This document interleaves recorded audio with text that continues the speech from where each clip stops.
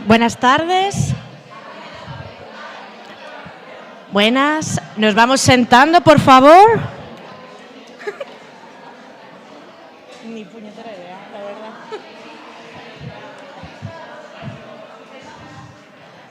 Buenas.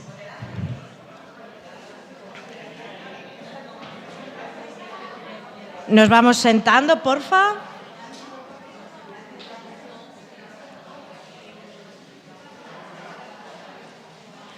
Bueno, vamos a comenzar la segunda mesa, que tiene por nombre la Cárcel de Mujeres de Alcalá de Henares, por un centro de memoria.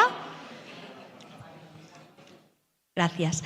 Nos acompaña Lucía Vicente y Ana García, que son compañeras del grupo de mujeres de la comuna. Y nada, os dejo con Lucía. Pues buenas tardes, muchísimas gracias por acudir a esta sesión de las jornadas. Vamos a hablar de la prisión de Alcalá de Henares, la prisión de mujeres de Alcalá de Henares, para ponerla en valor como prisión central de mujeres en el Estado español durante varias épocas de la historia. Vamos a hacer un poco de historia, volver la vista atrás, porque la prisión de Alcalá tiene un nombre muy peculiar, se llama Casa Galera. Entonces, hay que referirse a de dónde viene este nombre de Casa Galera para las prisiones de mujeres. Pero también tiene interés esa vista atrás, porque como luego vamos a observar, hay muy pocas diferencias entre lo que pasaba en las prisiones de mujeres en el siglo XVII y lo que pasó en las prisiones de mujeres después de que el franquismo tomara el poder.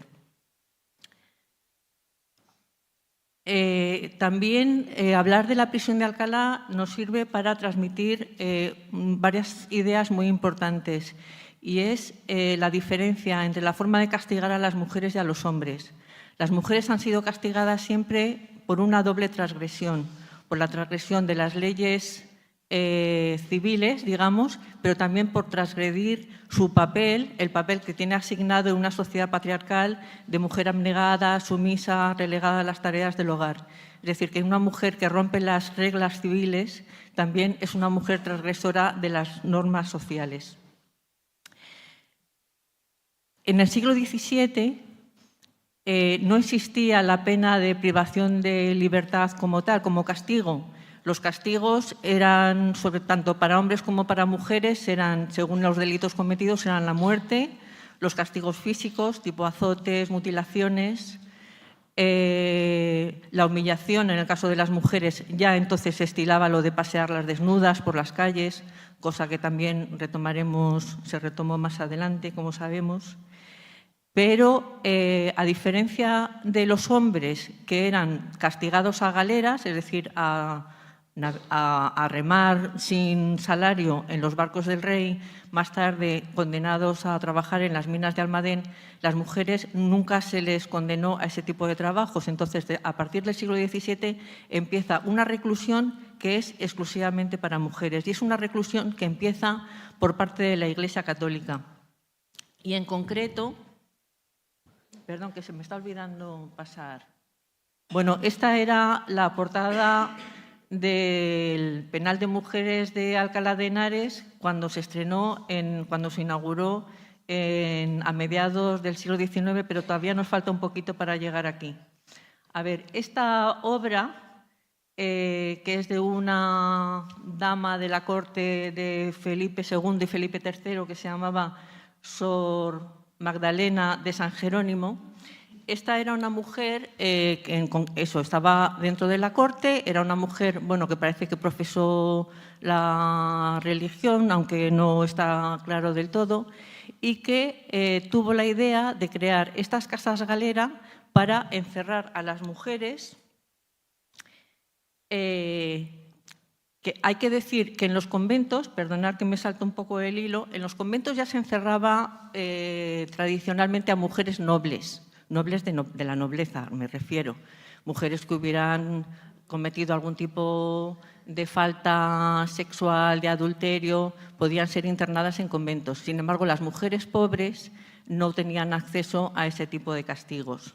Y estamos hablando de una época del siglo XVII en que hay mucha afluencia de gente del campo a las ciudades, gente sin oficio ni beneficio, gente que vagabundea, que tiene que mendigar, y de una sociedad en la que, por culpa, bueno, como consecuencia del Concilio de Trento, se ha vuelto muy moralista y que se siente en la obligación de castigar cualquier falta de moralidad y especialmente de las mujeres.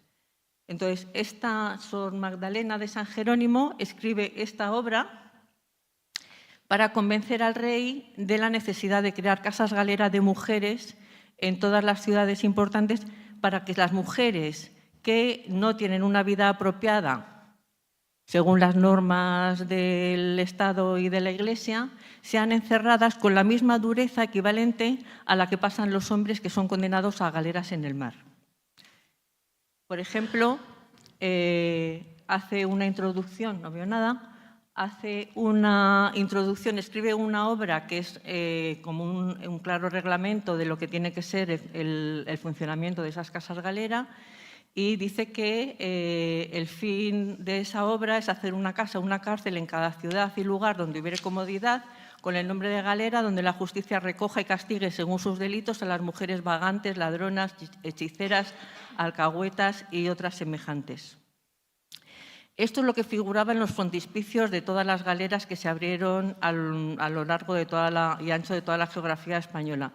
En el frontispicio ponía: esta la galera que Su Majestad el Rey nuestro Señor ha mandado hacer para castigo de las mujeres vagantes, ladronas, alcahuetas y otras semejantes, donde serán castigadas conforme a su culpa y delito. El reglamento de un poco demasiada letra, no sé si se ve, pero dice cosas como: debe tener 2 aposentos, uno para la pobre despensa y otra para cárcel secreta, para castigar a las rebeldes incorregibles, y una capilla con un capellán con buena vida. Entrando cualquier mujer en esta galera ha de ser despojada de todas sus galas y vestidos, y luego la raparán el cabello a navaja, como hacen a los forzados en las galeras. Se obligaba a rapar la cabeza y también las cejas. Su comida, la de los galeotes, pan bazo, moreno, y algún día de la semana una tajada de vaca, y esa poca y mal guisada. Nunca han de estar un solo punto ociosas, así han de tener tarea en su labor y en su pena. Y el último punto, bueno, en el punto 9, ha de haber en esta galera todo tipo de prisiones, cadenas, esposas, grillos, mordazas, cepos y disciplinas de toda hechura, de cordeles y hierro, que solo ver esos instrumentos se atemoricen y espanten, porque esta ha de ser como una cárcel muy penosa, conviene que haya grande rigor. Y finalmente da unos consejos para el caso de reincidencia de estas mujeres si tuvieran que volver a ir a la galera una vez liberadas. La segunda vez se le marcaría la espalda con a fuego con el hierro de la ciudad, y si reincidiera sucesivas veces, a la cuarta sería ahorcada en la puerta de la galera. En fin, pues esto estuvo funcionando así más o menos a lo largo de todo el siglo XVII y gran parte del siglo XVIII. Las casas galera proliferaron, primero fue Madrid y Valladolid. Madrid, creo que la casa galera estaba detrás del ayuntamiento, donde estaba el ayuntamiento antes, en la Plaza de la Villa. Después Valladolid, Zaragoza, Salamanca, Barcelona, Valencia, Granada, pero bueno, hubo en muchas otras ciudades. Y los motivos del encierro podían ser estos: robo, blasfemia, prostituirse, mendigar, rebelarse contra sus amos y la hechicería. Esta Sor Magdalena de San Jerónimo, bueno, era una mujer que vivía... Ella ya había abierto una casa de arrepentidas en Valladolid, pero ella era una mujer que vivía en la corte, era la dama de compañía de una de las hijas de Felipe II y se estuvo dedicando toda su vida a recorrerse Europa trayendo, ¿cómo se dice lo de los santos? Bueno, restos de santos, de estos reliquias de santos, para lucirlos aquí en las iglesias españolas. Paralelamente a las casas galera se abrieron otros encierros. La mezcla entre unas casas y otras estaba un poco en función de los delitos cometidos, porque las casas de misericordia, por supuesto, todas regentadas por órdenes religiosas, estas también estaban destinadas a pobres, mendigas, huérfanas, desamparadas, vagabundas y pequeñas delincuentes y también existieron en todas las ciudades. La justificación para estas casas de misericordia era: había mucha pobreza, había mucha gente sin tener ni trabajo ni medios de subsistencia en las ciudades, entonces había que recogerles de alguna forma para que no se murieran por las calles.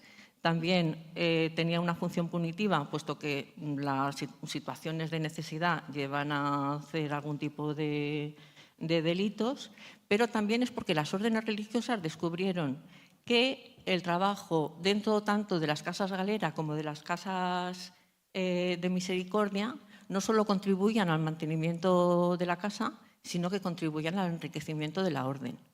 Entonces, razón de más para que estas casas proliferaran.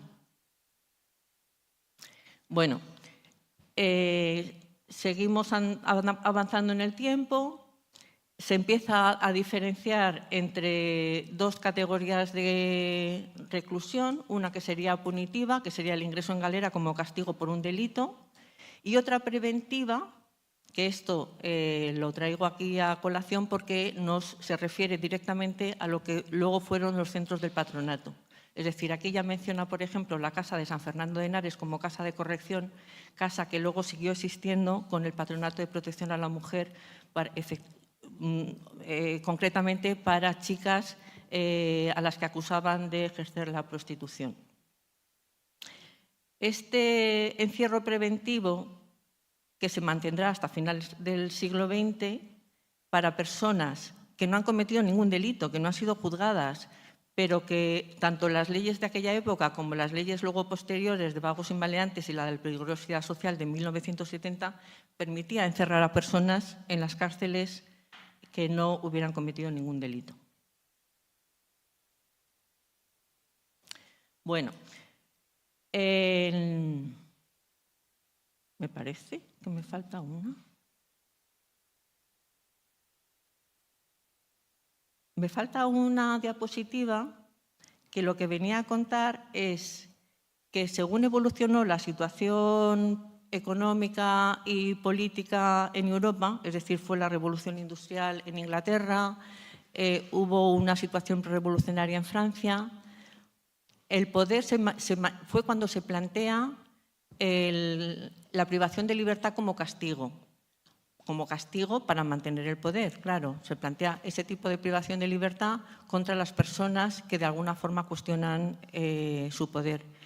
Pero la gracia es que las mujeres, cuando esto se plantea para los hombres, llevaban ya 2 siglos siendo encerradas y siendo castigadas por medio de la privación de libertad. Bueno, pues se abre la galera de mujeres de Alcalá de Henares a mediados del siglo XIX. Fueron trasladadas allí las reclusas de todos los centros para cumplimiento de penas por condena de los tribunales de justicia en todo el Estado español. En principio, la galera no era de penas para prevenir la mala vida o que las mujeres pudieran caer, sino ya mujeres que habían cometido algún delito. Las penas inferiores eran cumplidas en cárceles de partido, es decir, provinciales, y en 1880, es más, 2 años antes de que estuviera definitivamente construida la prisión de Alcalá de Henares, como luego la conocimos, el Estado firmó un convenio con la Orden Religiosa de las Hijas de la Caridad de San Vicente de Paúl, encargándoles el gobierno y custodia de las reclusas. Fernando Hernández Holgado, por ejemplo, denuncia que esto se hizo muy pocos meses antes de que el Estado constituyera un cuerpo oficial de funcionarios de prisiones civil. Pero, como ya estaba hecho el convenio con estas órdenes religiosas, ese convenio se mantuvo hasta la República lo eliminó, pero se volvió a poner en vigor en los años 50 y se mantuvo ese convenio hasta 1978.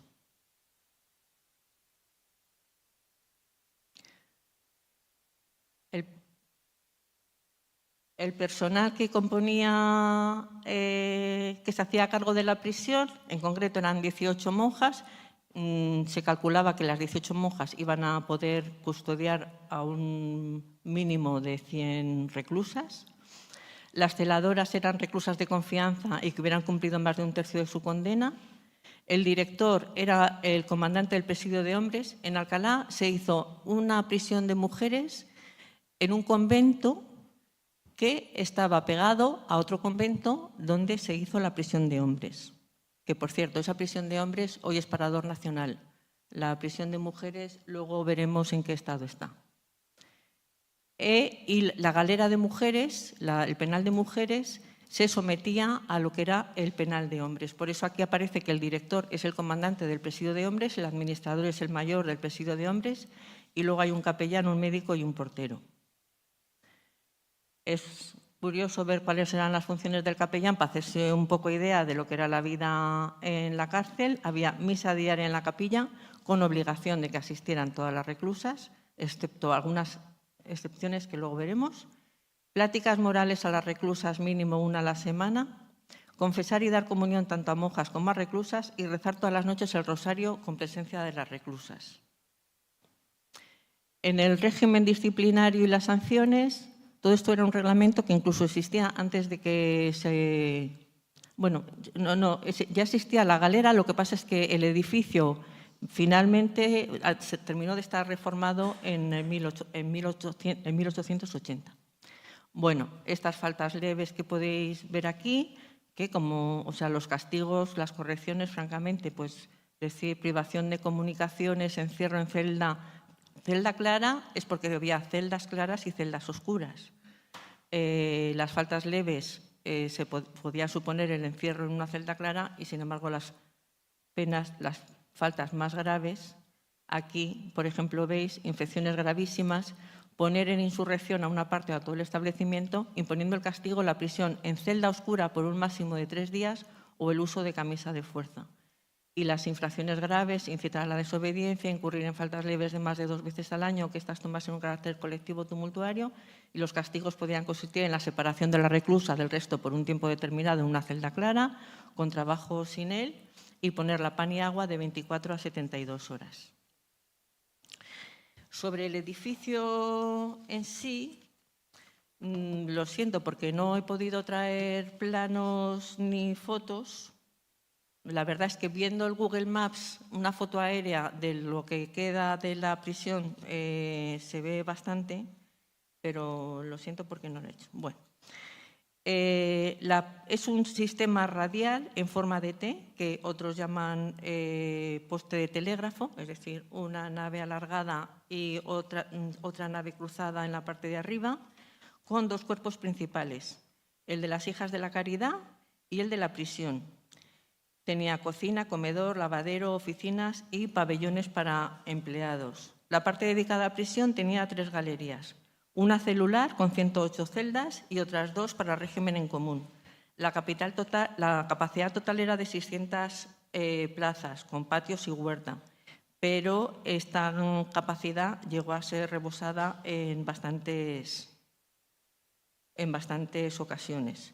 Y las dependencias estaban compuestas por salas, dormitorios, celdas, talleres de reclusas, escuela, cocina, enfermería y departamento para párvulos. El reglamento de la Casa Galera de Alcalá, que luego además se extendió al resto de casas galeras que seguían existiendo, incluía que las presas podían estar acompañadas por sus hijos hasta los 7 años. Esto no se modifica hasta 1940. En 1940 se modifica para que los niños solamente puedan estar con sus madres hasta los 3 años. Y eso fue bastante peliagudo porque ayudó a la desaparición forzada de bastantes bebés cuyas madres no tenían con quién dejarlos en la época de posguerra.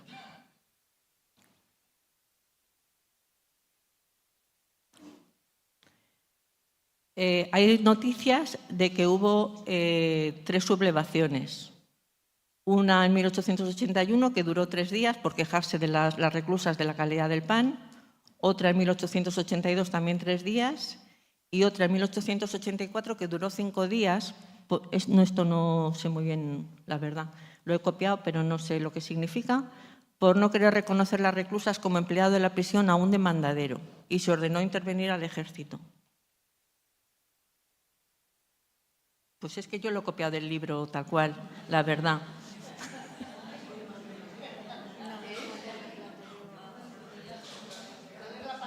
Demandadero.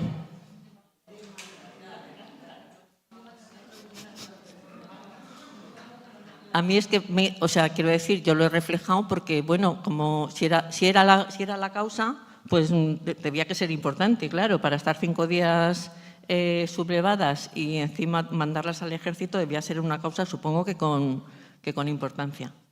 En fin, aquí he puesto unas diapositivas con cómo era el protocolo de ingreso, que esto no ha variado mucho, ¿eh? Esto... durante el siglo XX seguía siendo más o menos igual. Al ingreso, la penada es conducida a la sala de depósito, donde se procede a registrar sus datos, se aseaba completamente y se le hacía vestir el uniforme de la casa, conservando en el almacén su ropa para el día de su libertad. Después se le hacían conocer sus obligaciones, los premios y castigos, se le daba de alta en la revista que debía pasar el comisario, que era el director de la cárcel, y se le daba el racionado correspondiente. Por último, se le señalaba la sección de destino según su condena. Y se establecían 4 periodos. Un periodo celular o de preparación, que tenían que estar aisladas. Un periodo industrial o educativo, que podían estar en juntas de día, pero separadas por la noche. Un intermediario y el periodo de gracias o recompensas, que era absolutamente a discreción de la jefatura de la cárcel, porque no había ninguna justicia que metiera mano en esto. Durante toda la dictadura franquista también las instituciones penitenciarias han sido reinos propios, es decir, no estaban sometidos a la justicia ordinaria. Bueno, que yo sepa. El trabajo en galera era obligatorio como método de corrección. Las mujeres condenadas a las penas graves de reclusión perpetua o temporal trabajarían sin remuneración alguna, solo en beneficio del Estado. Y las condenadas a penas de prisión mayor o correccional percibirían un sueldo después de hacer efectiva la responsabilidad civil proveniente del delito y la indemnización al establecimiento de sus gastos. Esta es una monja con su hábito, una hija de la Caridad de San Vicente de Paúl. Y con este tocado tan sencillo, y no me he podido resistir a hacer esto. Esto es una monja, estos son varias monjas, estos son muchas monjas.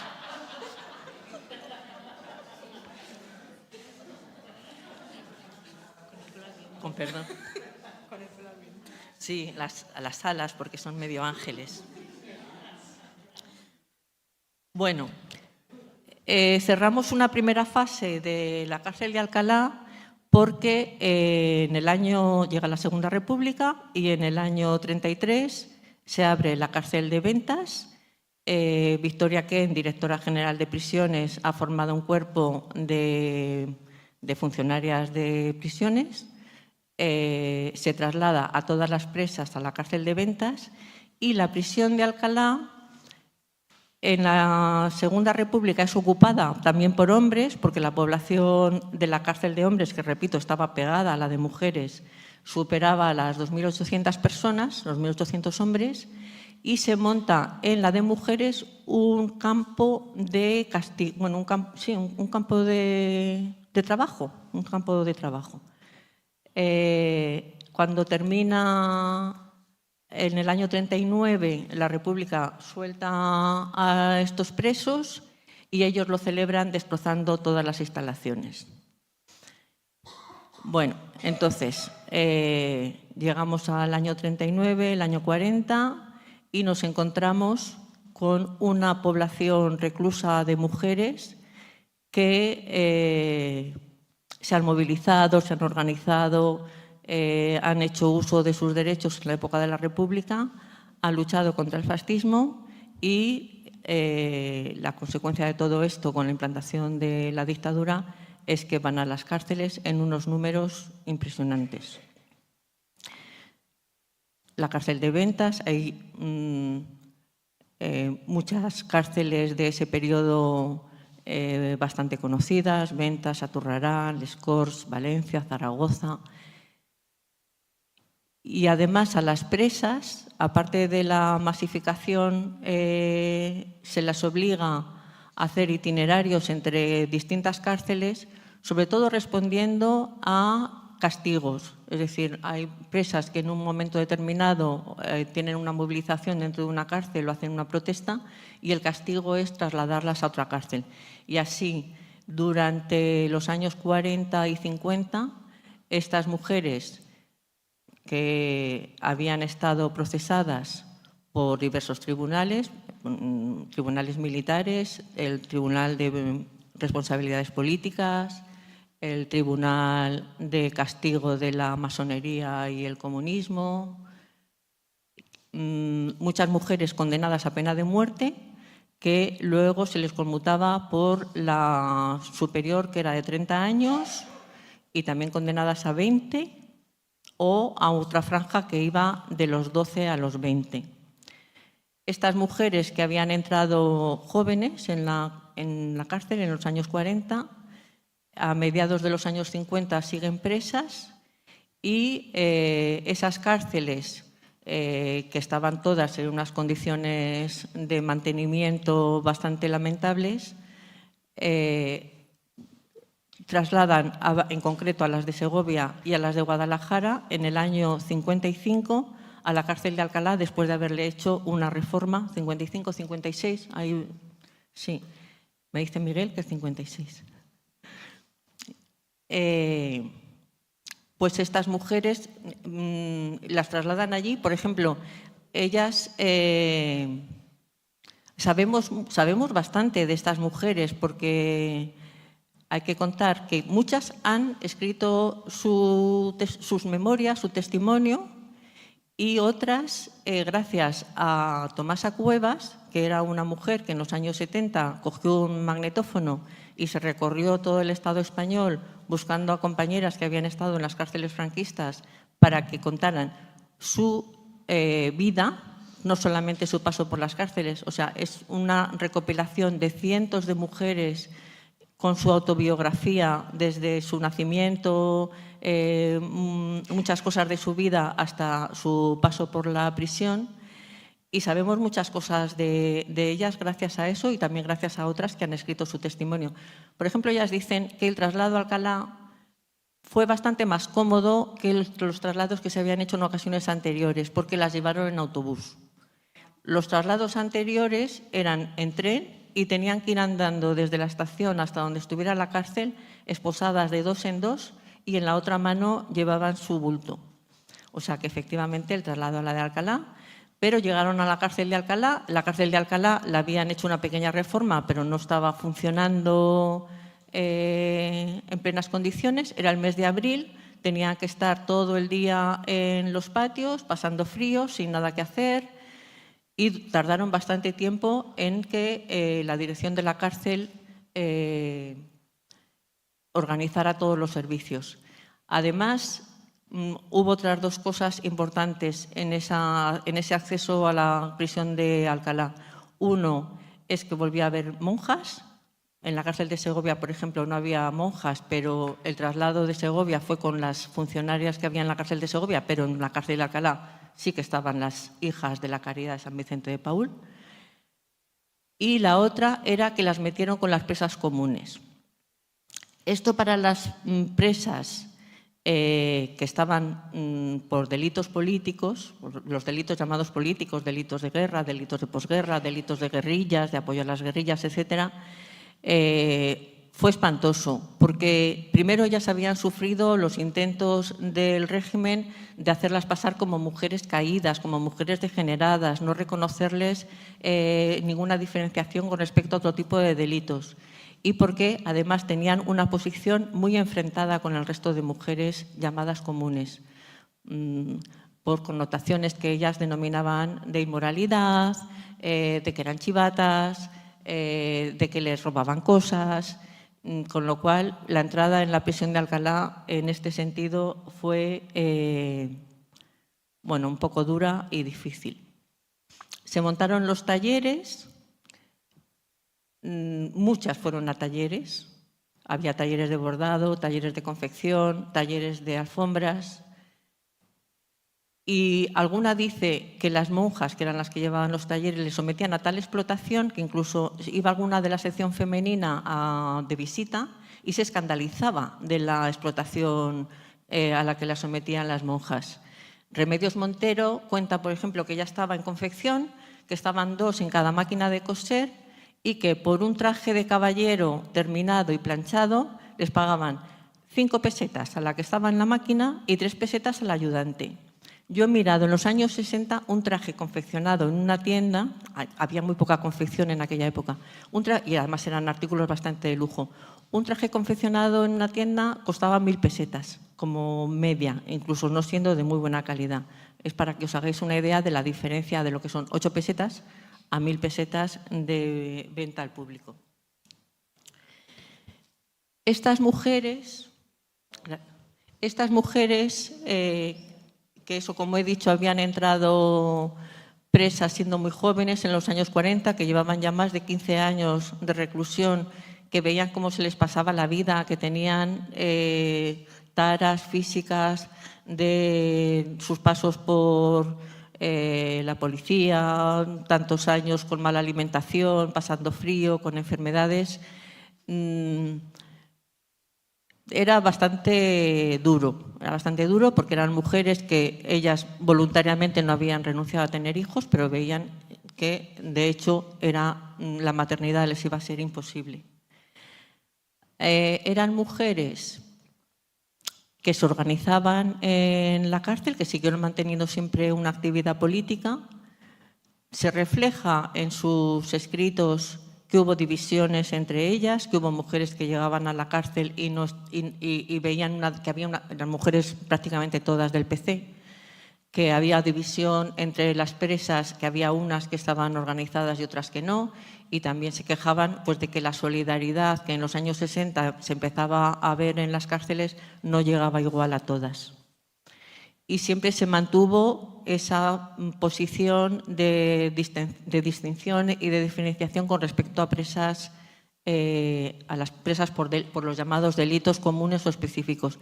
En concreto hay un libro escrito por Jacinta Gil que ella habla de 2 mujeres que están en la cárcel de Alcalá, una porque el marido la pilló a ella con el amante y se lo cargaron al marido, y otra porque se quedó embarazada soltera, los padres la habían echado de casa, entonces tuvo que parir a la criatura, pero luego la mató y los padres la denunciaron. La reflexión que surge con esto es, esas mujeres, la adúltera, habría estado en la cárcel exactamente igual, aunque no hubiera matado al marido, porque el adulterio era un delito y estaba castigado con la cárcel, y la otra, si hubiera podido abortar, no hubiera tenido que matar a su criatura porque el aborto no existía y obviamente, bueno.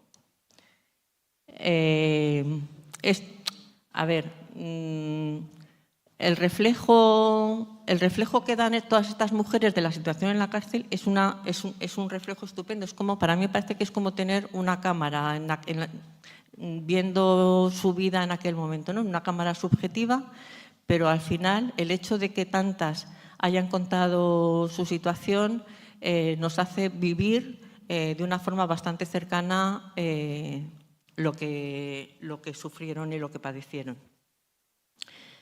Aquí estos son fotografías de páginas del libro de Tomasa Cuevas. Esta, por ejemplo, es Mari Blázquez. Aquí hay un grupo en el que está Manolita del Arco con otras compañeras. Aquí está Josefa Beneito, Cecilia Cerdeño, María Salvo, Soledad Real. Esta es Paquita Molina. Todos estos son páginas del libro de Tomasa Cuevas, que yo he sacado solamente las fotos, pero por supuesto cada capítulo cuenta la vida contada por estas mujeres. Esta es Esperanza Martínez. Son fotos que se hacían fundamentalmente el Día de la Merced. El Día de la Merced se dejaba entrar a los niños en las cárceles, se exponían los trabajos que habían realizado las presas y se tomaban fotografías que eran utilizadas por el régimen como propaganda de lo bien que las tenemos.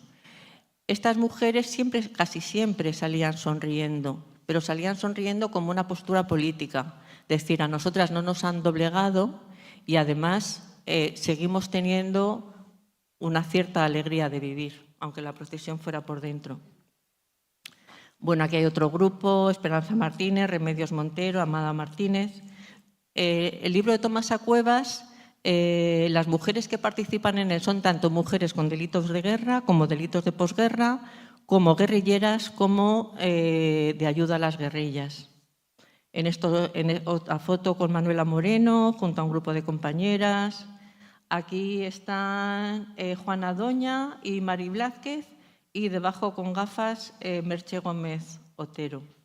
Esto es un taller de Alcalá de Henares, y este sí que es Alcalá porque veis ahí al fondo está la monja con la toca. Esto ya son del libro de Remedios Montero. Esto ya es otro libro también con un montón de fotos. Otro taller. Y estos he sacado unas cuantas portadas de libros de estas mujeres que han escrito sus testimonios. Seguramente me habrá quedado alguna, lo siento, pero estas son... este es el de Tomasa Cuevas, no sé por qué se ve tan pequeño. Jacinta Gil Roncales, libros que recogen testimonios, aunque no hayan sido escritos como tales, como Memoria del Frío, Desde la noche y la niebla, de Juana Doña, Las cárceles de Soledad Real. Hay otro libro que no conseguimos por ninguna parte porque está descatalogado y es carísimo, comprado de segunda mano, que es de Francisca da Pena. Da Pena, señor juez, yo fui presa de Franco. En los comentarios que hacen las presas en el libro de Tomasa Cuevas dicen que, por ejemplo, Francisca da Pena era un poquito más abierta respecto a la sexualidad entre las presas comunes que el resto de mujeres del PC. Y para terminar, quería leer como agradecimiento una relación de historiadoras e historiadores, aquí, a los que he podido consultar para poder hacer esta intervención. Entre ellos sé que quería citar a Isabel Barbeito, a Elizabeth Almeda, a Gemma Martínez Galindo. Gemma Martínez Galindo tiene un libro entero sobre las casas galeras en la prisión de Alcalá de Henares. Ángeles Ejido, Ana María Aguado, Carmen Molinero, Ricard Viñes. Ricard Viñes tiene... ¿Ya se me acaba el tiempo? Vale, pues nada. Termino. Mirta Núñez, Juliana Di Febo, Fernando Hernández Holgado, Encarnación Barranquero y Vicenta Verdugo. Y bueno, con esto cerramos la fase. En los años 64, con los 25 años de paz, el franquismo da un indulto a la mayor parte de las presas de esa época. Las de guerra, la mayoría había salido en los 40, pero en el año 64 sale el grueso de todas las que quedaban y ahí empieza otra época en la prisión de Alcalá, que es la época de las condenadas por el Tribunal de Orden Público, del que va a hablar Ana.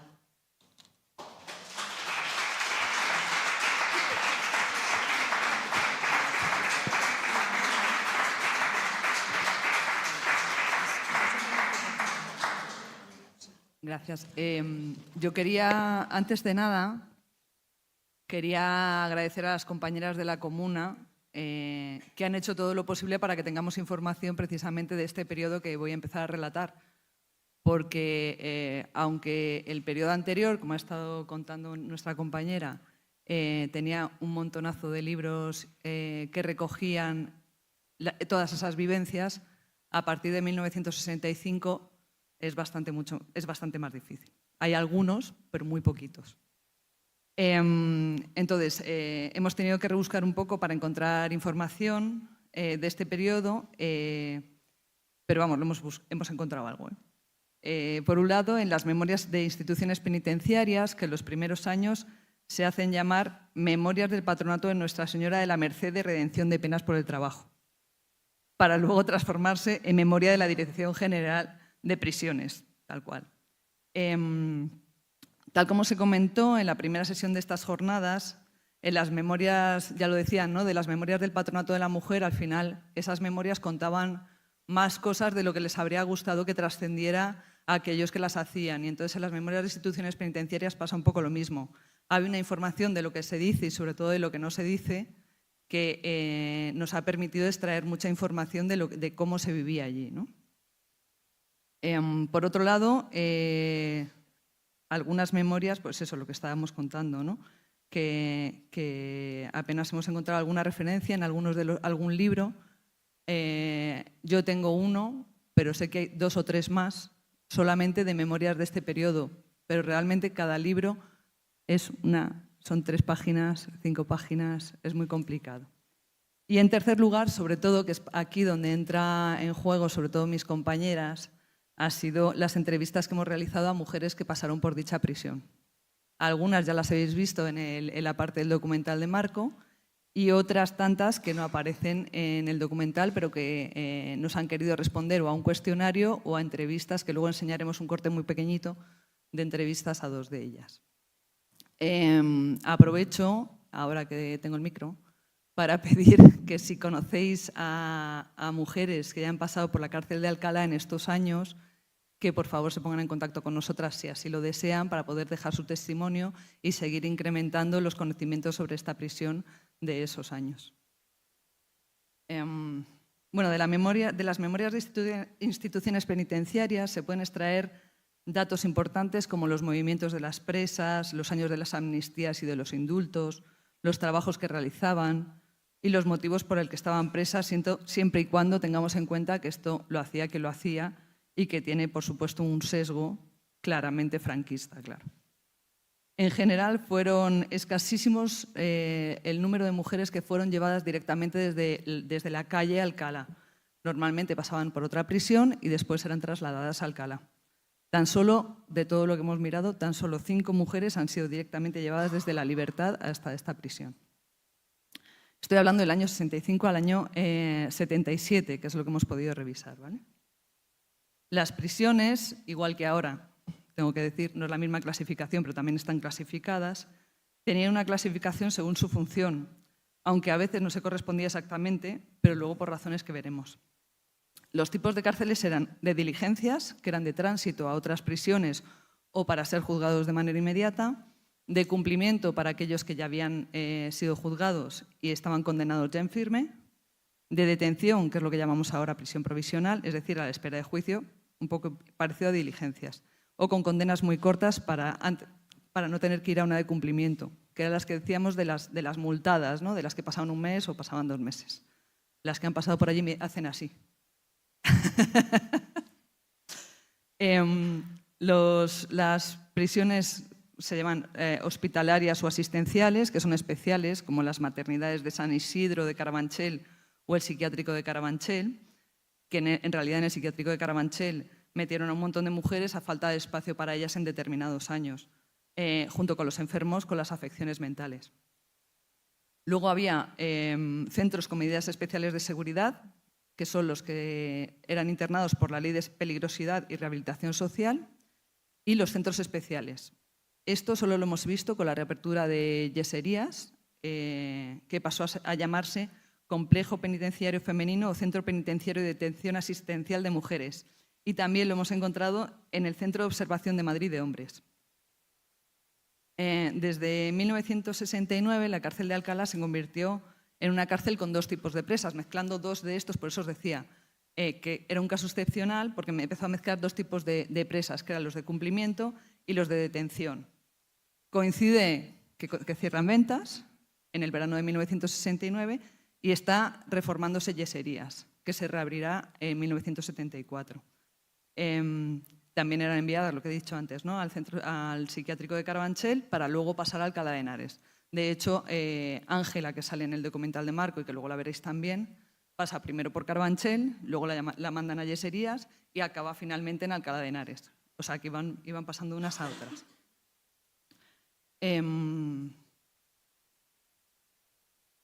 Así, con el cierre de Ventas se incrementa un montón el número de mujeres, claro, por esto que os digo que se convierte en cárcel de 2 tipos a la vez. Entonces, de 97 mujeres a principios de 1969 se pasa a 218 en enero de 1970, a 223 en enero del 71, 206 en enero del 72, en 1973 serían 174 y a partir del año siguiente desaparece la parte solo de detención, que será sustituida por la cárcel de Yeserías y por la llamada Herrerita, que es la cárcel de mujeres en Herrera de la Mancha estaban los hombres de ETA y en Carabanchel estaba la prisión de mujeres, que estaban las mujeres de ETA, llamaban Herrerita. Y entonces serían llevadas para allá, ¿no? Es decir, que mientras se resolvía la situación de las mujeres, pasaban por todas estas hasta llegar a Alcalá de cumplimiento, y a partir de ese año ya solamente era de cumplimiento. En 1974 había 199 mujeres a principio de año, pasando a 153 en enero del 75. Respecto a la tremenda reducción entre 1974 y 1975, hay que destacar un hecho que tuvo mucha repercusión en la vida de las presas, y fue el incendio justo casi pared con pared estaba la prisión de hombres, estaban los llamados talleres penitenciarios. Se incendian, mueren 13 hombres y hay 200 heridos. Entonces, de repente se dan cuenta, oh, vaya, aquí hay una cárcel de mujeres que tiene casi 200 años, igual deberíamos hacer algo, porque claro, una cárcel de 200 años, en fin, ya era más que suficiente, ¿no? Entonces, esto lo que se aceleraron las obras en yeserías y empezó a trasladarse mujeres a ese centro. Y luego también había otro proceso que querían hacer, que ya habían hecho con los hombres, que era hacer un proceso de disgregación y atomización de las presas, en este caso, en diferentes prisiones, de las presas políticas estoy hablando, al tener, si tienes una presa política en una cárcel, otra en otra, la lucha por sus derechos va a ser muchísimo, se va a debilitar muchísimo. Entonces lo que intentaban también era eso, ¿no? A partir de este año intentaban dividir a las presas políticas por las diferentes prisiones a lo largo y ancho del Estado, y de tal manera que se pudiera debilitar su fuerza. El 16 de agosto de 1974 intentan trasladar a una de las presas políticas a Barcelona, lo que supuso una reacción violenta, de todas las presas políticas, amenazando con una huelga de hambre en el caso de que se llevasen a cualquiera de ellas a otra prisión. Justo esto había sido poco después, 2 semanas después del incendio de la prisión de hombres, y entonces la dirección estaba muy candente todavía, había mucha sensibilidad, y entonces la prisión lo paró ese traslado, y a partir de ese momento no hubo más traslados individualizados de presas, hasta que empezaron ya a desmontar la prisión. Llegamos a 1976 y quedarían tan solo 45 mujeres en la prisión. Cuando hablo de las 45 estoy hablando tanto de presas comunes como de presas políticas. Ese año pues, salieron muchas, entraron muchas, pero a finales de 1977 solo quedaban 6 presas en la galera. Hay que tener en cuenta que, si no recuerdo mal, en 1978, ¿no? ¿En qué año se abre? Se abre. Sí, 1978. Vale. El edificio se termina de construir en el 82. Vale, bueno, pues eso. Bueno, que tenía 2 siglos, vaya, el edificio. Hay hechos que son determinantes en la vida de los presos y las presas, siendo las amnistías como son las amnistías y los indultos. Y hay varios indultos en este periodo que me gustaría mencionar. Algunos tuvieron mucho impacto en la vida de las mujeres de esta prisión, pero otros no tuvieron absolutamente ninguno. Hubo indultos en el 71, en el 75, en el 76 y además de la amnistía del 77. En el indulto de 1971 afectaba a todas las personas que hubieran cumplido o estuvieran a punto de cumplir 20 años de prisión y aquellas condenas que fueran inferiores a 6 meses. Es verdad que a otras condenas se las reducía, pero realmente el impacto de salida de mujeres de esa prisión fue absolutamente mínimo, porque claro, la mujer que más años pasó la presa política que más años pasó en prisión fue la madre de Miguel, Manolita, y fueron 19 años, aunque había alguna de las presas comunes que sí que le pudo afectar, pero vamos, era un número absolutamente mínimo, porque además ya habían salido con el proceso de amnistía que ha contado antes la compañera.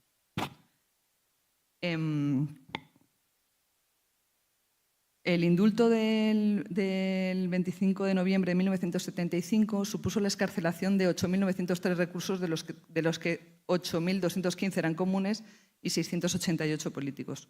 Era una reducción del 43,5% de la población reclusa. Por lo tanto, esto sí que tuvo un impacto directo en la población de la cárcel de Alcalá.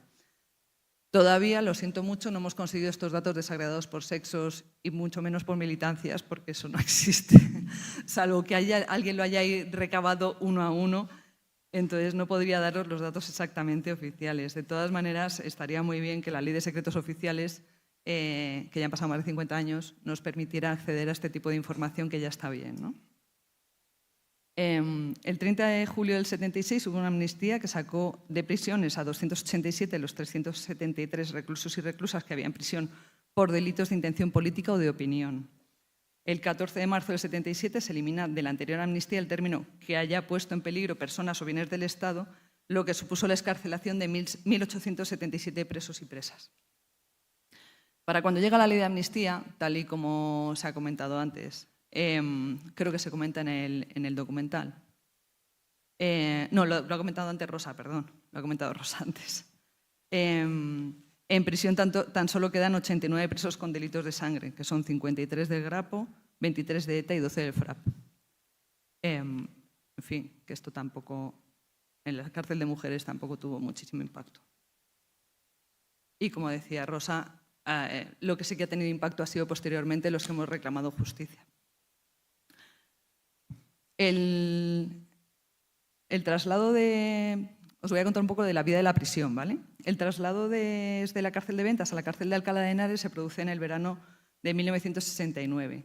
Las mujeres que fueron trasladadas, las presas políticas, fueron divididas, bueno, todas las presas fueron divididas según si estaban cumpliendo, si estaban preventivas o estaban en cumplimiento, a la espera de juicio. O sea, preventivas a la espera de juicio o causa administrativa o si estaban penadas ya. Así, las presas políticas, que eran 6, se quedaron divididas en 2 grupos, de 3 y 3. Por lo tanto, durante un tiempo estuvieron muy debilitadas, porque claro, con 3 personas tampoco puedes dar una gran lucha, ¿no? Supuso una increíble mejora de las condiciones de vida de las mujeres que habían pasado por Ventas, que además en los últimos años estaban en unas condiciones higiénicas lamentables, con ratas, cucarachas y con una vida regimental muy estricta.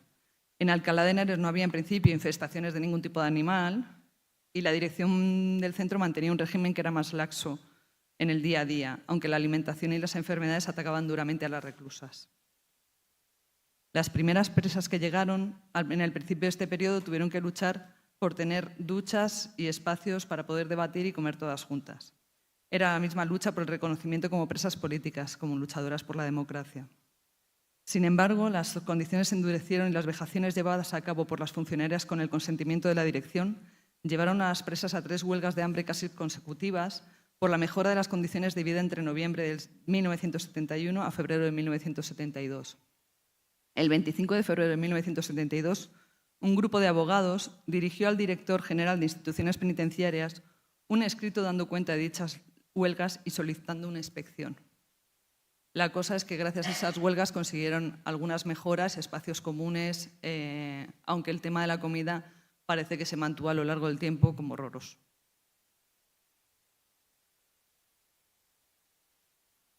La vida en prisión, aunque de forma muy breve, hemos tratado de extraerla de las entrevistas y cuestionarios que hemos realizado. Hemos realizado las entrevistas a Ángela y a Clara, que las veréis ahora, y el cuestionario nos lo han respondido además Lola, Monse y Pilar.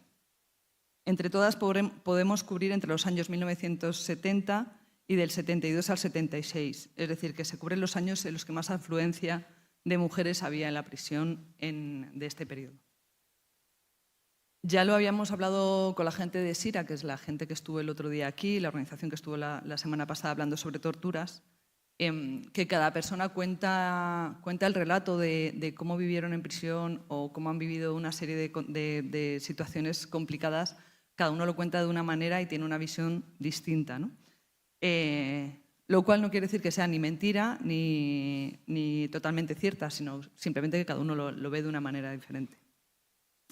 En este caso, además, se añaden más distorsiones que las que pasaron con multas, porque las que pasaron con multas administrativas pasaban muy poco tiempo por la prisión, por lo tanto, había muy poco, o sea, hay cosas que te cuentan unas que no te cuentan otras, ¿no? Entonces hay que hacer un puzzle con todo lo que te van contando y luego dilucidar un poco qué era verdad y qué no era verdad, o sea, qué era lo real y qué era lo que no era real, ¿no? Pero bueno, vamos a ver el vídeo. Ángela Gutiérrez Suárez, el alias Topi. Estuve 3 veces, en un mismo año 2 veces, que en total fueron 4 meses, en el 73. Y en el 76 estuve 1 mes. Formábamos comisiones de trabajadores, que luego es lo que estaba en proyecto y lo que también clandestinamente las comisiones de los trabajadores para sustituir el sindicato vertical, que esto era cuando me detuvieron en el año 73 y la segunda vez me detuvieron en el mismo año, en el 73, ya acusándome de pertenecer a la Liga Comunista Revolucionaria. Pues mi primera impresión, claro, te meten allí en una celda, 3 días que te tienen aislada y ahí no te enteras de nada, claro, te dan la comida allí mismo, no sales, no. Y de repente llega Iora Bancharruti a preguntarme que si bebía alcohol. En lugar de preguntarme si necesito un cepillo de dientes o una compresa, entonces yo no tomaba alcohol entonces, no tomaba ni cerveza. Y le dije que sí, de la mala hostia que me entró. Y nada, y ya, bueno, luego ya me preguntó cómo estaba y tal. Las políticas ninguna, que renunciaron todos a tener que trabajar para redimir días. Era como una protesta. Sí que llegaba había cosas que le llegaban con papel cebolla, que se llamaban, que escribían, consignas y cosas de cosas que pasaban que le recortaban en los periódicos, o en libros que no tenía nada que dejaran pasar también.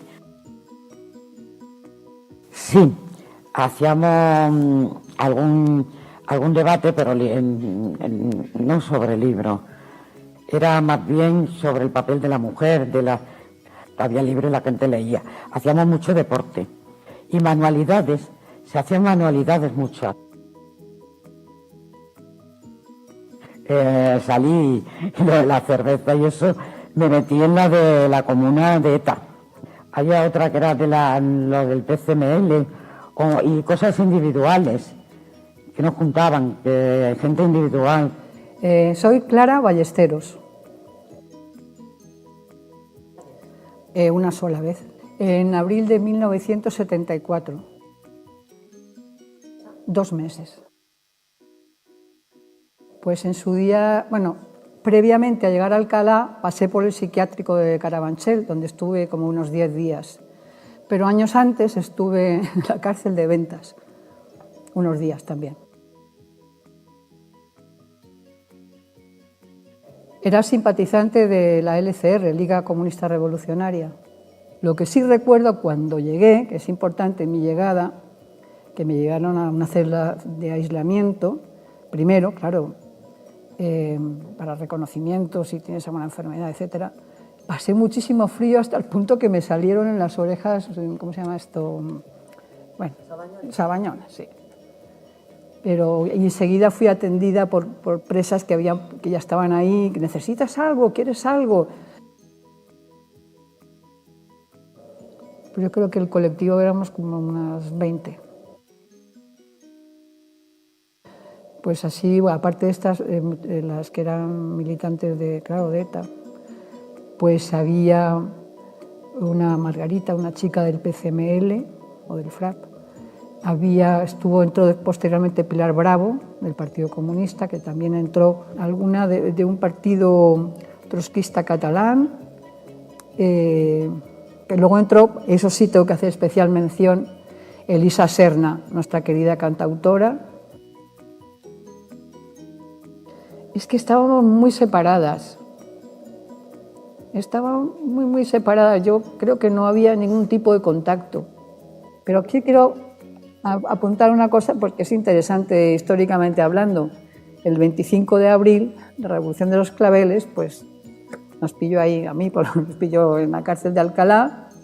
Entonces, pues claro, fue como una especie de, no sé, como muy especial, un momento muy especial de vida por todas nosotras y una alegría y siempre pensando, bueno, ya nos va a tocar también pronto aquí a nosotras.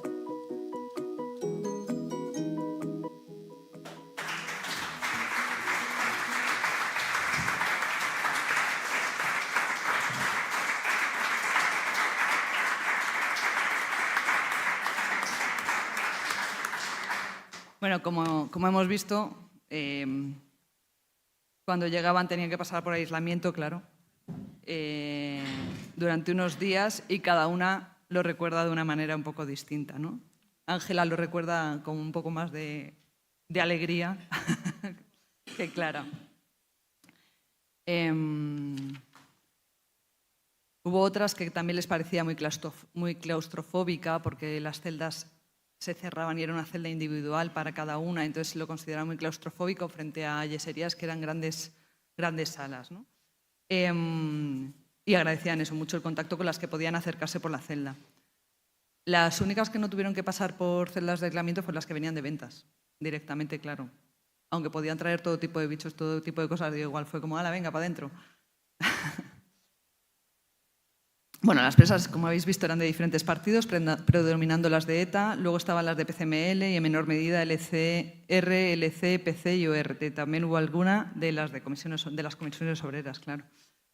Dentro de la prisión se dividían en comunas para los debates, para compartir la comida, para todas esas cosas. Y en algunas ocasiones también hacían reuniones unitarias para organizarse en las reclamaciones frente a la dirección o cuando hicieron huelgas de hambre por diferentes motivos. Además de la amenaza de huelga de hambre que os he contado antes del año 71, entre el 71 y el 72, a finales de los años 60, perdón, esto fue a los finales, se hicieron 2 huelgas de hambre que fueron más o menos bastante relevantes.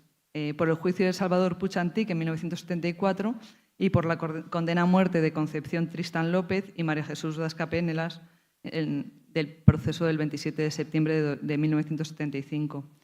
Ambas fueron conmutadas por reclusión, alegando que estaban embarazadas, aunque realmente solo estaba una de ellas embarazada, pero por lo menos se libraron de esa pena de muerte. Bueno, las celdas, como he dicho antes, eran individuales, aunque tenían las duchas comunes y los baños comunes. Tenían agua caliente y había un salón donde debatían tanto textos como estrategias para mejorar su vida en prisión. El régimen las obligaba a levantarse por la mañana, hacer recuento, desayunar, limpiar celdas, irse a trabajar, a estudiar, comer y el tiempo de descanso hasta las 9, que cenaban y debían meterse otra vez en las celdas. Tenían tiempo para todo, para hacerse debates políticos, charlar o irse al patio y fumar y hablar de la vida. Había un comedor para las políticas que tenían también un hornillo. Esto es una de las preguntas que hemos hecho, es si podían cocinar ellas mismas. Al ver que en Segovia los hombres no es solo que cocinaban, sino que se ponían hasta arriba, les hemos preguntado si tenían alguna manera de cocinar en la prisión de Alcalá. Y lo único que nos han dicho, algunas decían que no.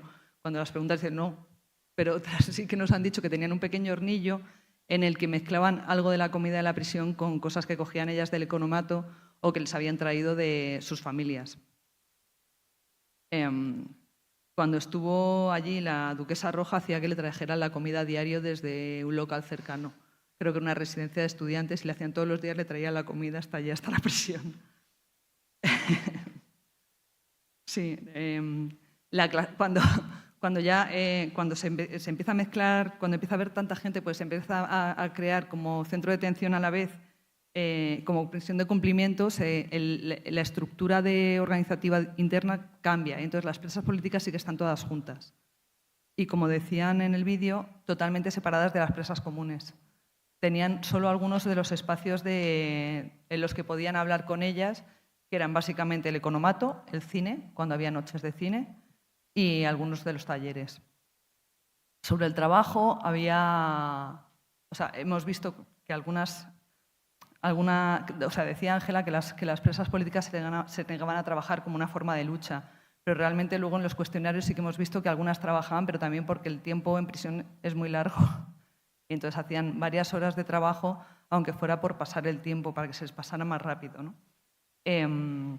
Y además algunas tenían muchos años de condena, entonces querían redimir. Y había dos tipos de trabajo. Uno que se llamaba el trabajo productivo, es decir, trabajabas en uno de los talleres que ha estado contando antes. Es la tercera vez. Que ha estado contando antes Lucía. O había trabajos que se llaman no productivos, ¿no? De limpieza. Entonces, al principio del todo, las presas políticas solo podían trabajar en estos trabajos no productivos de limpieza. A la vez redimían, pero solo podían hacer este tipo de trabajos. Posteriormente, sí que pudieron hacer trabajos también en los que no solo redimían, sino que además les pagaban una miseria. Bueno, cuando ha estado contando también Lucía antes, el trabajo era desproporcionado. Y para poner un ejemplo, me remito a los datos, he cogido un año al azar, de 1971. Según nos dicen, había 115 mujeres trabajando, ¿vale? Había 5 secciones, vestuario, bordados, alfombras, géneros de punto y manipulados. En vestuario se hicieron 33.615 prendas, en bordados 64 juegos de cama, 5 juegos de cuna y 3 mantelerías, en alfombras 63 tipos de alfombras diferentes, en la sección de géneros de punto 6.358 prendas y en la sección de manipulados 10.453.494 envasados, 1.076.000 etiquetas, otros elementos que ya lo he puesto a 443.740 y lo que más me gusta, 1.704 confecciones de toros. De toros, confecciones de toros. Supongo que sería hacer el toro ese que se ponía encima de la tele. Hay que pensar, lo vuelvo a repetir, todo esto lo hacían 115 mujeres solamente, en un año, ¿vale? Una barbaridad. Y no quiero dejar de mencionar las empresas que se beneficiaban de este trabajo. Hay muchas que yo no tengo ni idea de quiénes son, las he buscado y no sé qué es, pero a lo mejor algunas los conocéis. Braya, Mejoral, J. Muñoz, Norberto García, Melgosa, Udico, el Colegio Inmaculada, la firma Zorrilla, Ariel, Pons Iber, Creaciones Teresa, y sabemos por otra mujer que, no lo venía en las memorias, pero sí que lo sabemos, que también se empaquetaban toallitas para Iberia. O sea que... Bueno, os recuerdo que en las anteriores jornadas pusimos un documental sobre la cárcel de la Trinitat de Cataluña, sí. Y allí nos relataban las difíciles condiciones que tenían. Entonces, hemos querido hacer también un poco la comparativa con la cárcel de la Trinidad que dirigían las cruzadas evangélicas. Las comunes en esta prisión, además de trabajo en el taller, tenían otro trabajo especial. Solo podían acceder a las duchas una vez por semana y al lavadero por turnos. Tenían la opción de no trabajar, les estaba permitido ver la tele, estoy hablando solo de las comunes, o ir al cine que se proyectaba en la propia prisión bajo pago. Las presas políticas estaban encerradas en su celda o en la sala común 21 horas y media al día, siempre que se acordaran de que las tenían que abrir para que pudieran bajar. No podían ir al economato, al cine o al lavadero. Se lavaban la ropa en el lavabo de la celda. No iban a misa para no interrumpirla. Las visitas solo podían ser de 4 miembros de la familia. El novio solo podía entrar si tenía un papel de algún cura indicando que estaba comprometido con la presa. En algunos casos llegaron a meter un magnetofón en las celdas de las políticas para grabarlas. Claro, se pusieron a cantar canciones y eso a la directora luego no le gustó mucho. Bueno, ya con esto nos podemos hacer una idea de que la diferencia enorme que había entre la cárcel de Alcalá de Henares y la de Trinidad Bella, ¿no? Aunque hay algunas cosas que se parecen. La comida es horrible en las dos prisiones, siendo la de Barcelona aún peor porque tenía un alto contenido de bromuro, lo cual le retiró la menstruación a casi todas las presas durante el tiempo que estuvieron allí. Las comunicaciones con la familia eran en ambos casos complicadas, con 2 rejas separadas por un pasillo, a través de las cuales pasaba o una monja en el caso de la prisión catalana o una funcionaria en el caso de la madrileña. En ambas estaba prohibido hacer el uso de cualquier lengua que no fuera el castellano. parece que las monjas tenían unas funciones en Alcalá de Henares, tenían unas funciones mucho más limitadas que en el pasado. Según algunas testigas, había monjas en cocina, en los talleres y en misa, pero su poder estaba bastante limitado. La mayor parte del control de las presas lo ejercían funcionarias. Algunas expresas recuerdan tanto a una monja que les ayudaba como a una funcionaria joven que luego se afilió a comisiones obreras. Las mujeres que pasaron por esta prisión y por otras lucharon tenazmente por conseguir un estatus propio como presas políticas. Lo mismo que a la calle buscaban construir un mundo más justo, dentro de las cárceles buscaban espacios dignos y como continuidad de su lucha. Como ya hemos dicho, la galera estuvo abierta como establecimiento penitenciario desde 1883 hasta su cierre definitivo en 1978. 4 años después, el Ministerio de Justicia comenzó a derribar algunas de las zonas de la prisión, sobre las que se ha construido la Facultad de Documentación de la Universidad de Alcalá. Un proyecto de 1987 pretendía apropiarse de una parte de la prisión para la creación de nuevas dependencias de la Residencia de Estudiantes María Isidra de Guzmán y un colegio mayor, y por otro, rehabilitar el conjunto para su conservación. Finalmente, el proyecto se truncó y nunca fue llevado a cabo. En 1988 pasó a manos de la Universidad de Alcalá de Henares y lo único que han mantenido y arreglaron fue la iglesia, que fue la capilla de la cárcel. Fue la capilla de la cárcel, no la iglesia. Y que la universidad reconvirtió en el Teatro Universitario La Galera, ya cerrado. Según el Grupo de Defensa del Patrimonio Complutense, se restauró mal y la universidad ha sacado varias licitaciones, pero con un presupuesto casi ridículo, por lo que han quedado todas desiertas. El abandono y el deterioro se han llevado por delante el resto del edificio, con un techo agujereado cuyo derrumbe parcial llegó tras el paso de Filomena en 2021. Desde hace años está en la lista roja de Hispania Nostra, asociación que lucha por preservar el patrimonio histórico y artístico. El coste de las reparaciones lo ha convertido en un edificio del que la universidad se quiere deshacer, al tener nuevos campus en los que invertir. Es una gran oportunidad para que sea recuperado por su valor como patrimonio histórico y que además sumaría un valor más al patrimonio de la ciudad. Y por otro lado, por la historia de las presas. El símbolo de la memoria de las mujeres que pasaron por allí durante el franquismo nos lleva a reclamar que sea recuperado el edificio y hacer de él un centro de memoria de las mujeres que lucharon contra el franquismo y aquellas que fueron represaliadas por él, que le dieron la identidad y la entidad que tiene. Los espacios en los que ha habido una presencia mayoritaria de mujeres han sido destruidos, como las grandes prisiones de los años 40 y 50, como Saturrarán, Amorebieta, Ventas o Málaga.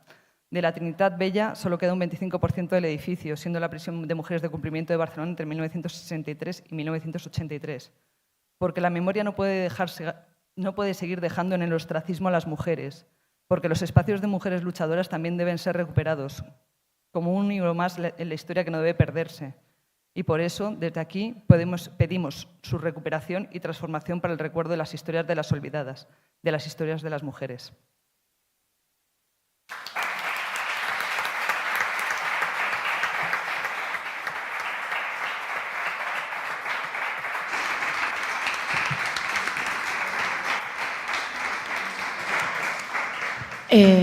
Perdón, demasiado cerca. Pues si queréis, damos unos 10 minutos de preguntas y luego hacemos las conclusiones. Vale. Gracias. Si puedo, cuento yo lo que no he contado.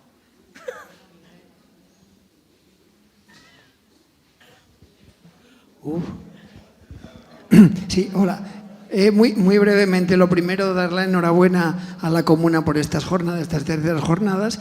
No pude venir a la primera porque no me había informado, pero ya me enteré de la segunda y estuve en la segunda y en la de hoy. Y bueno, pues agradezco el recorrido que habéis hecho de la prisión de Alcalá desde el inicio de las galeras y me ha encantado la película, ya se lo he dicho a Marco, y por lo bien hecha, por lo plástica y por la reivindicación, por el objetivo que tiene de la reivindicación de la lucha de las mujeres. Yo solo quería decir muy brevemente, explicar lo del demandadero, que nos hemos quedado antes con la cuestión, que curiosamente la palabra sigue siendo la misma denominación. Yo soy historiador, pero trabajé en prisiones durante 12 años, fui compañero de Juan Carlos, y el demandadero es un empleado de la cárcel que hace las demandas de los presos o de las presas. Entonces, si necesita un preso o una presa algo, sea arreglar el reloj, arreglar unos zapatos o comprar algún alimento, pues entonces eso lo hace el demandadero y lo lleva a la prisión. Esos demandaderos fueron fundamentales durante todo el franquismo porque la alimentación, como ya bien habéis dicho y hemos visto por todo tipo de documentales, la alimentación siempre era escasa y deficitaria. Entonces, a través del demandadero, a través de las comunas de presas y presos que compartían, que hacían ese fondo común con lo que ingresaban de las ventas que hacían o de lo que les llegaba de las familias, compraban al demandadero pues naranjas o fruta que no llegaba a la alimentación habitual. Simplemente quería decir, y bueno, aprovechando ya que estoy con el micro, la publicidad del Memorial Democrático de Segovia, que la cárcel de Segovia sí que tiene 2 celdas dedicadas a la prisión central de mujeres de Segovia. Y entonces son 2 celdas que están ambientadas con las fotos que antes hemos visto y que vimos ya el otro día de Manuelita del Arco y todas sus compañeras. Bueno, pues os invito a que vayáis. Todavía no tiene un horario de apertura diario, pero sí que hemos conseguido con el ayuntamiento que se hagan visitas guiadas, se hace una mensual y si tecleáis en internet Memorial Democrático de Segovia, aparece directamente con la concejalía, con la web del ayuntamiento, y en esa web aparecen los contenidos de las 9 celdas que están ahí dedicadas y están, digamos, de carácter expositivo. Prisión central de mujeres del 46 al 56 y luego también prisión de hombres del 69 al 77, donde pasaron Marcelino Camacho, Gerardo Iglesias, Pere Ardiaca y bueno, pues lo que fue la cárcel de Burgos durante mucho tiempo de la dictadura para los hombres, en el tardofranquismo del 69 al 77 pues coincidieron en Segovia. No eran muchos, pero sí que se concentraban los presos más destacados y bueno, pues ahí están en un memorial para que los veáis. Gracias. Bueno, voy a hacerle una pregunta, ya que nadie ha pedido la palabra. A ver, el otro día Consuelo García del CID hablaba del trabajo esclavo realizado en los centros del patronato. Era trabajo esclavo, porque era trabajo sin remunerar. Entonces, mi pregunta es, ¿el trabajo realizado en las cárceles obtenían a cambio redención de pena, beneficio económico? Es mi pregunta. ¿A ti, que eres la que has hablado del trabajo? Junta más y así, así lo hacemos Vale. todo conjunto. ¿Hay alguna pregunta más? Así contestan. Vale. Perdón. Dale. Hola, ahora. Vale, sí. Vale, perdón. Sí. Que yo no sé si se me ha escapado, pero no habéis dicho nada de las 13 rosas. Aunque no estaba en Alcalá, no han estado en Alcalá, pero Claro. muy raro, ¿no? No, porque estaban en ventas y fue... Vamos, yo por lo menos mi parte era muy, muy posterior, pero vamos, fue en ventas. Claro. Por eso mismo, estábamos tratando de centrarlo. Las condenas a muerte, que en algunas ocasiones fueron conmutadas por 30 años, que era la máxima. Pero es verdad, siempre hay que hablar de las 13 rosas. Tienes razón. Respecto a lo del trabajo... Vale, un segundo. Vale. Respondo ya lo del trabajo y lo quitamos ya de en medio, que me está molestando. Que, a ver, sí, había 2 tipos. No era trabajo remunerado, que te pagaban una miseria, como lo estamos diciendo antes, y a la vez redimías condena. Y luego había otro trabajo que no era remunerado porque no había una producción de algo, y ahí sí redimías condena, pero no te pagaban nada, claro. Que era la parte esa de limpieza, que algunas veces tenían partes de limpieza de zonas comunes y con eso redimían, por ejemplo. Yo quería aprovechar, bueno, primero felicitaros porque es un trabajo que me ha encantado, la verdad, hablar de toda la historia de la galera de Alcalá de Henares. Yo solo quería aprovechar porque se van a cumplir 50 años de los fusilamientos del 27 de septiembre y recordar que ahí estuvieron las 2 últimas condenadas a muerte, María Jesús y Concepción. Y salieron en julio de 1977, anterior a la ley de amnistía. Con una de esas leyes, con una de esas amnistías que fueron dando, pues ellas salieron en julio. Bueno, pues solamente recordarlas y bueno, muchas gracias por vuestro trabajo. A ti.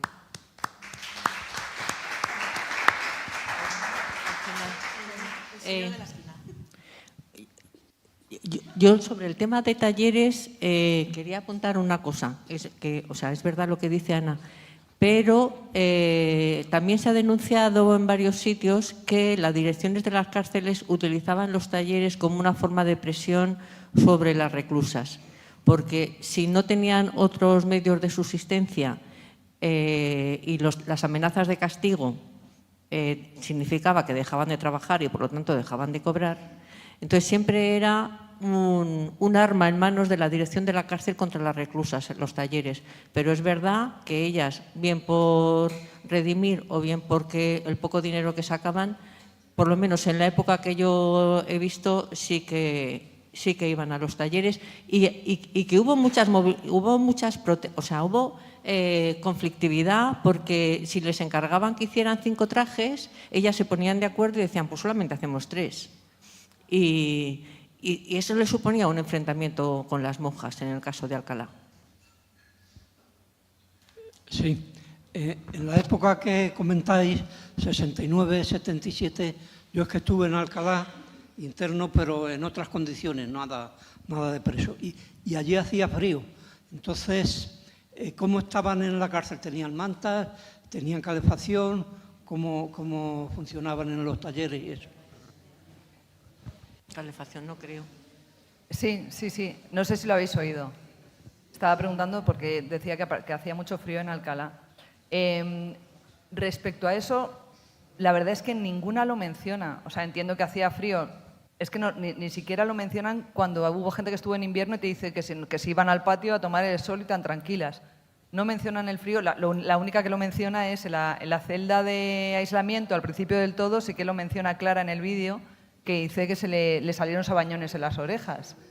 Pero luego, posteriormente, ninguna lo ha mencionado en ningún momento el tema del frío. Igual que en Segovia sí que lo habíamos oído, lo del frío, aquí no hay mención. Y sí que mencionan, por ejemplo, que había agua caliente. Lo mencionan como que había agua caliente habitualmente, vaya. O sea, no era un... En mi periodo había agua caliente solamente una vez a la semana, pero dicen que se hacían tales colas en las duchas que al final se acababan duchando con agua fría. Y sí que hablan del frío, hablan bastante del frío, de cuando llegaron y tuvieron que estar todo el tiempo en la cárcel, en el patio, porque no podían estar en ninguna sala.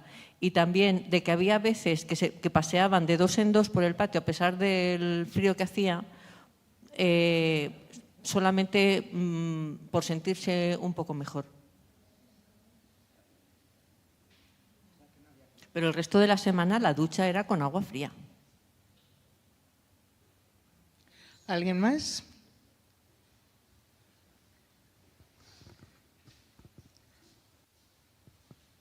Bueno, pues felicitaros por el trabajo, pues es un trabajo de investigación y en lo que es el tardofranquismo es un trabajo de investigación como desde cero, ¿no?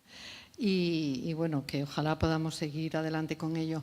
No sé si os acordáis que en la primera sesión Consuelo García del Cid planteó que la Asociación de Supervivientes de los Reformatorios del Patronato de Protección de la Mujer habían solicitado, habían demandado a las órdenes religiosas, denunciado el papel que habían jugado las órdenes religiosas, y la Confederación de Órdenes Religiosas organizó un acto para plantear el perdón a todas ellas, que bueno, suscitó una reacción pues espontánea de todas las mujeres gritando verdad, justicia y reparación. Entonces yo creo que es también importante destacar que igual que las órdenes religiosas regentaron los centros del patronato y que fueron cientos los centros del patronato, los reformatorios, las órdenes religiosas también regentaron cárceles, con lo cual habría que extender esa exigencia de verdad, justicia y reparación, de acceso a los archivos, por ejemplo, a las órdenes religiosas. O sea, que es algo que tendríamos como que tener ahí también en cuenta. Y luego la otra cosa, también pensando más a futuro, que bueno, lo ha señalado Ana, la importancia de que esta cárcel, que está medio derruida, pero que todavía se mantiene en pie, podamos conseguir que sea un centro de memoria en el sentido no solamente de identificación de lo que allí pasó, sino un centro de interpretación de la represión y de las mujeres en el sentido amplio durante el franquismo. Y a raíz de esto quería simplemente leer, quiero decir que esto ya es algo a lo que hay otras mujeres, que también desde el movimiento feminista se está tratando esto, y os quería leer simplemente una parte del manifiesto de la Comisión 8M del Movimiento Feminista de Madrid, del llamamiento a la manifestación para el pasado año, 2025, y os lo leo. Salimos a las calles el 8 de marzo y señalamos los lugares de represión y resistencia sobre las que construimos nuestra memoria feminista, antirracista, antifascista y LGBTQ+.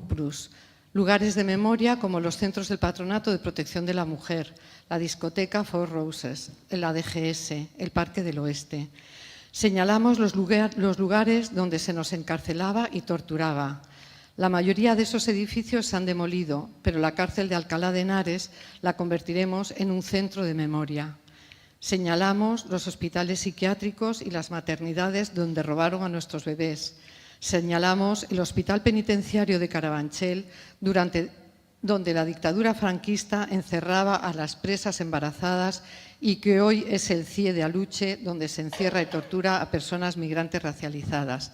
Lo digo esto por dar también como ánimos y pensar que podemos ir uniendo fuerzas desde distintos movimientos para ir consiguiendo realmente pues que haya no solo lugares de memoria, sino también centros de memoria, ¿no? Y que tenemos que darnos un poco de prisa en ello porque en este caso la cárcel está todavía en pie, pero no sabemos hasta cuánto puede durar.